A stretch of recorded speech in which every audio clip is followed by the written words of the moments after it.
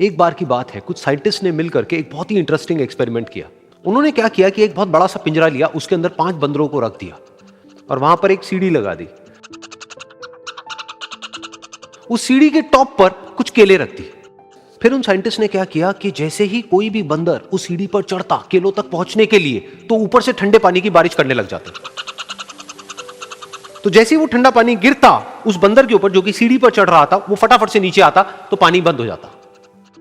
फिर दोबारा से कोई और बंदर उस सीढ़ी पर चढ़ता उन केलों तक पहुंचने के लिए, दोबारा से यही होता। दोबारा से ऊपर से ठंडे पानी की बारिश होती, वो बंदर जैसे ही नीचे आता दोबारा से बारिश बंद हो जाती। तो बंदरों ने इसका मतलब यह निकाला कि जैसे ही कोई भी सीढ़ी पर चढ़ता है तो ऊपर से ठंडा पानी गिरता है। फिर उसके बाद में जैसे ही कोई भी बंदर उस सीढ़ी पर चढ़ने की कोशिश भी करता तो बाकी के बंदर सब इकट्ठे होकर के उसको पकड़ते, उसको मारते, उसको पीटते और उसको नीचे गिरा देते। फिर दोबारा कोई कोशिश करता, दोबारा उसके साथ भी ऐसा ही होता। फिर उन साइंटिस्ट ने क्या किया कि उन 5 बंदरों में से एक बंदर को उस पिंजरे में से निकाला और उसकी जगह एक नए बंदर को उस पिंजरे के अंदर डाल दिया।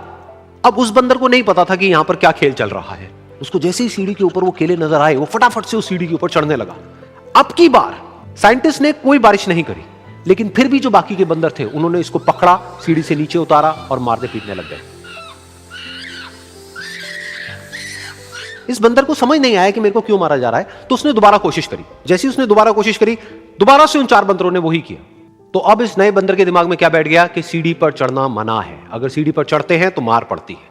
उस सीढ़ी पर चढ़ना क्यों मना है और क्यों मार पड़ती है वो उसको नहीं पता था, बट उसके दिमाग में यह बैठ गया कि इस सीढ़ी पर नहीं चढ़ना है, ना किसी को चढ़ने देना है। फिर दोबारा से उन साइंटिस्ट ने क्या किया कि जो पुराने 4 बंदर थे उसमें से एक बंदर को निकाला और एक नए बंदर को उसी जगह पर डाल दिया। अब इस नए बंदर ने भी वही किया जो इससे पहले वाले ने किया था, यानी कि वो भागता हुआ गया, उस सीढ़ी के ऊपर चढ़ने की कोशिश करी, उन केलों तक पहुंचने की कोशिश करी। बाकी 4 इकट्ठे हो गए और उन्होंने उसको मारा पीटा, सीढ़ी से नीचे गिरा दिया। उसको कुछ समझ नहीं आया, उसने दोबारा कोशिश करी, दोबारा उसके साथ यही हुआ। और अब इस बंदर के दिमाग में भी यही बैठ गया कि सीढ़ी पर चढ़ना मना है और सीढ़ी पर चढ़ने से मार पड़ती है। फिर साइंटिस्ट ने एक एक करके जो पुराने 3 बंदर बचे हुए थे उसमें से भी एक एक करके उन बंदरों को निकाला और उनकी जगह पर 3 नए बंदर आ गए।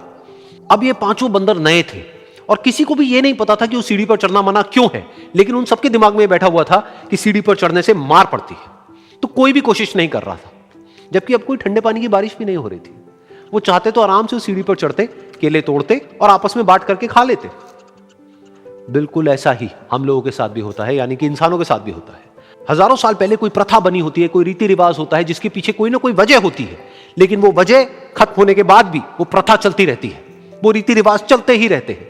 किसी में इतनी हिम्मत नहीं होती है ये पूछने की कि हम क्या कर रहे हैं, क्यों कर रहे हैं। बस सबको ये पता होता है कि ऐसा ही होता है। तो वो एक्सपेरिमेंट जिसके बारे में अभी मैंने आप लोगों को बताया, यानी कि वो बंदरों का एक्सपेरिमेंट, उसमें तो बेचारे बंदर हैं, जानवर हैं, उनको नहीं पता है कि क्वेश्चन कैसे पूछते हैं।